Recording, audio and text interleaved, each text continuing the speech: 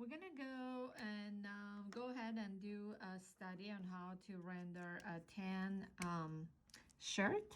So to begin, I'm gonna cover most of the shirt in tan color, and I can leave a little bit of a side sliver of highlight just for a little bit of an effect, not particularly for the reason that it's a shiny fabric, but just to create a little bit of kind of a loose rendering effect. So the rest of the shirt I'm just covering in one color, just trying to do pretty even coverage. And in areas where I feel I need to go a little bit smoother, I'm going back and covering it up. The technique is the same. I'm using the kind of round motion where I'm blending strokes into each other, which helps me to create more of a smoother coverage. But overall, I have this pretty even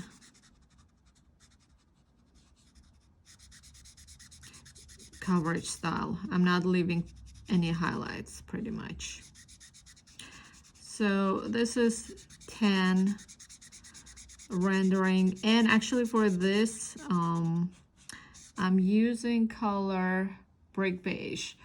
Depending on what swatch you have, of course it will change what color you're doing. So now I'm going into details and adding shadows. And again, as we talked with the white shirt rendering, I'm kind of doing it in a sharp angular fashion. I'm doing it a little bit more angular because cotton fabric is not a flowy fabric. Cotton poplin, it has more angle. So if you can see right here, I'm kind of like breaking it and adding that a little bit of. So under bust, I'm gonna have a shadow. Here I have a little bit of like a over flowing detail. I'm doing that. This part is going to be a bit more in the shadow, so I'm just adding a little bit more coverage, double layer, second layer to it. But still, it's pretty even coverage, not particularly, not too much highlights or anything like that. And as we talked before, in the areas where you don't have body, like for example between the legs, that's where you're gonna add most of the highlights. So here leg is pushing the fabric out, so you're gonna have a little bit more lighter area for your fabric. And here she's wearing jeans or something like that.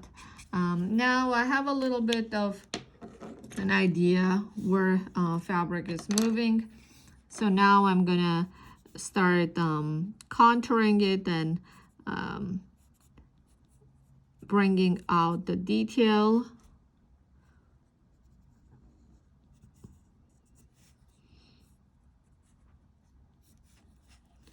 So I'm using dark brown for this. And the line quality again is very important because you want to create kind of the effect. And again, you have you want to have that broken line as a little bit, not broken lines, but angular lines for cotton, because that emphasizes the texture. And if you see, it's a big shape, but it's collapsed shape. And on the side where it's a shadow, so for example, we're considering light sources here, this is a bit more shadow. You can do your line quality a little bit thicker to kind of emphasize that this area is more in a shadow. But again, I'm breaking my line quality, adding a little bit more angle in the silhouette. You see like this little angles, they all help to kind of have that. Right here I'm breaking the line.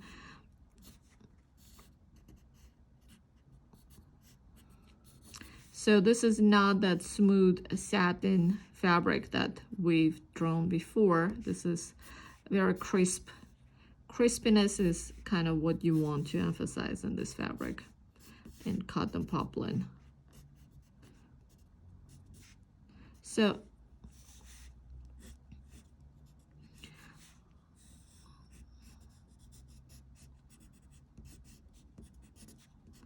here is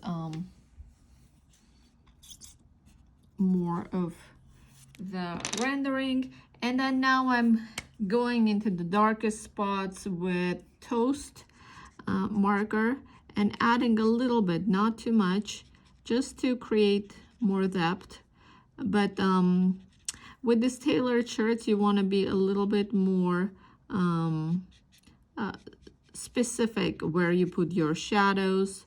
You want to not to be too loose. I mean, you can have loose rendering, but kind of think where you're putting your shadows, like kind of map it out in advance, which will help you a lot to create nice depth and dimension to your fabric. So behind where you see the back part, it's very important because you will see it, and that's the area you want to make it darker. So make sure that area is dark.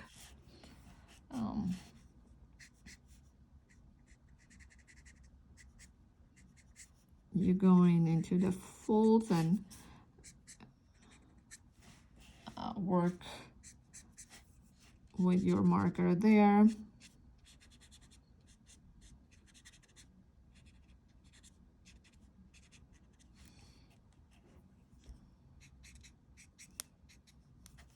So if you want to kind of blend it back with your previous marker, barely beige, you can do that, or actually break beige, that's the name. So you can do that.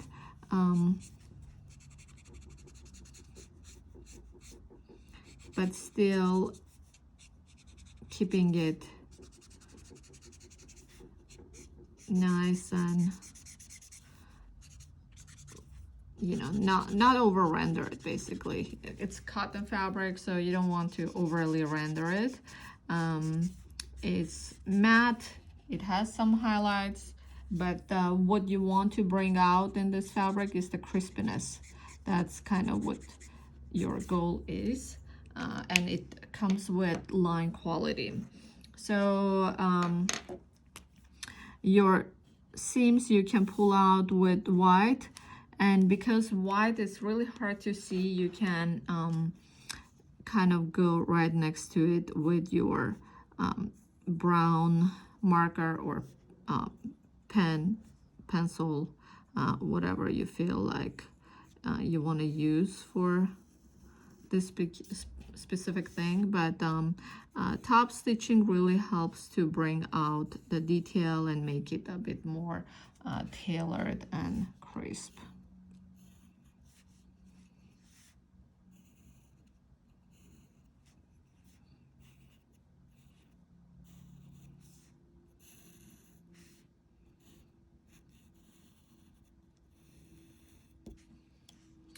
So now we're going to do the same kind of render, same shirt, but we're gonna render it with black. We're doing black poplin in this one. So for this particular look, I'm gonna use T9, which is kind of a dark gray. It's not really black, but it's dark gray. And again, I'm gonna use just tiny bit of white at the edge of the shirt. but overall I'm covering it pretty evenly. And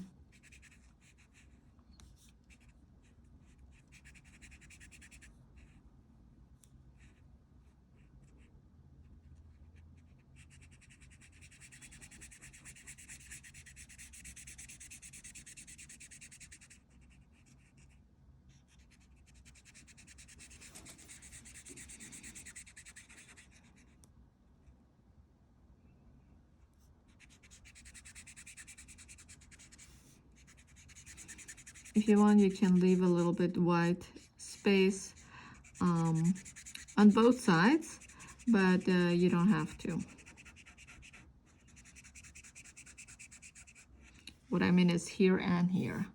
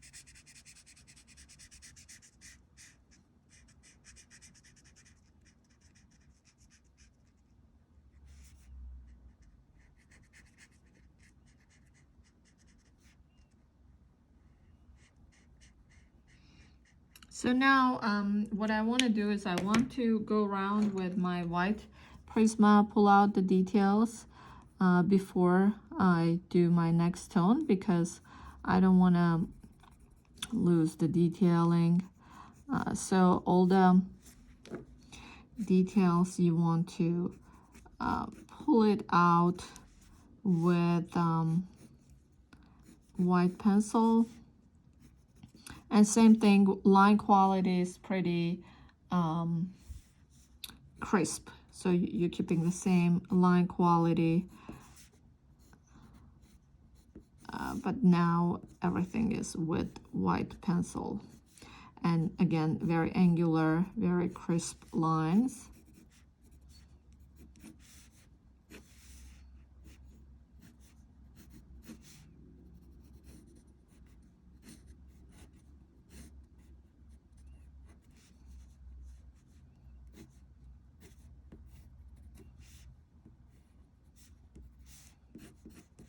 So since I have this now, I'm going to go back with black 100 and really emphasize the shadows and add depth. So with starting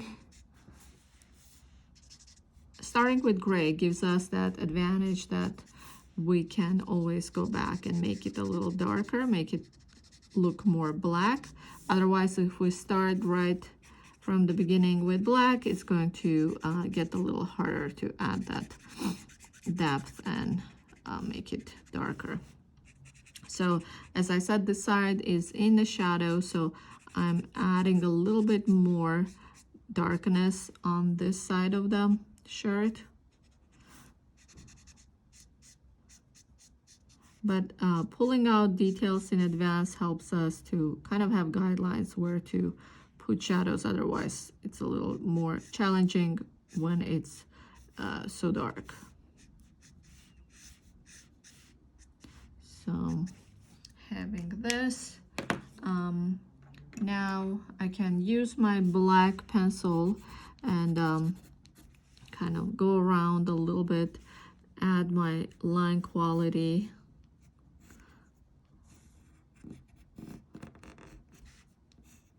That's why leaving a little bit white helps you, again, to showcase the line quality a little bit better, because you have a space to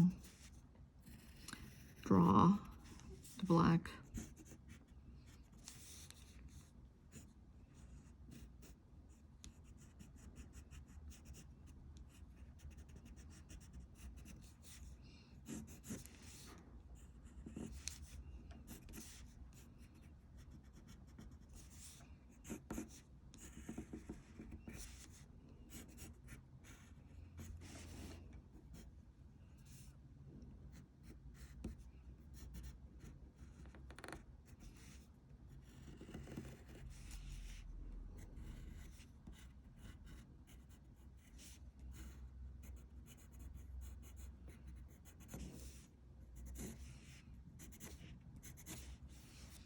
And then now I can go back and add my stitching, my seams, and emphasize a little bit more detail that was a little lost. So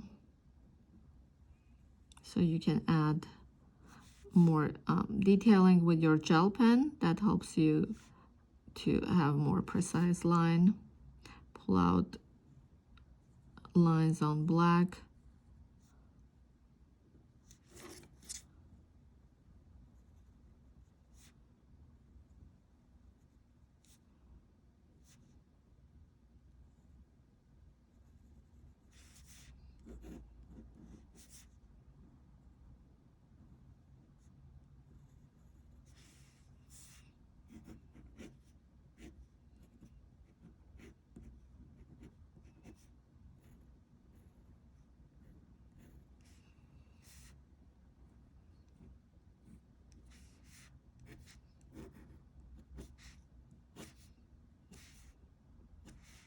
So here I have folds, those things too. I'm gonna emphasize with white.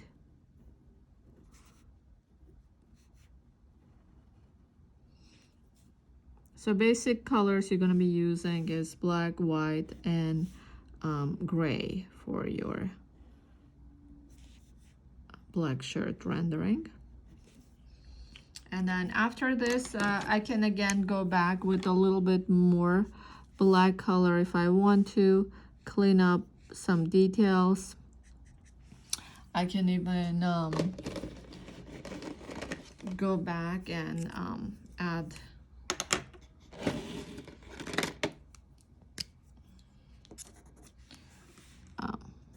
micron right next to white color, which makes seems a little bit more poppy, cleans it up.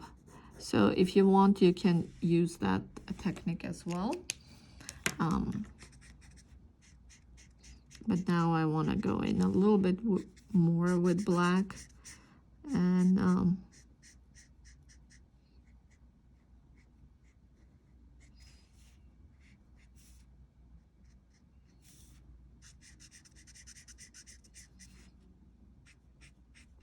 so here, if you have any extra white lines, like for example, I felt that one, I don't want that much, you can always go back and clean up as well.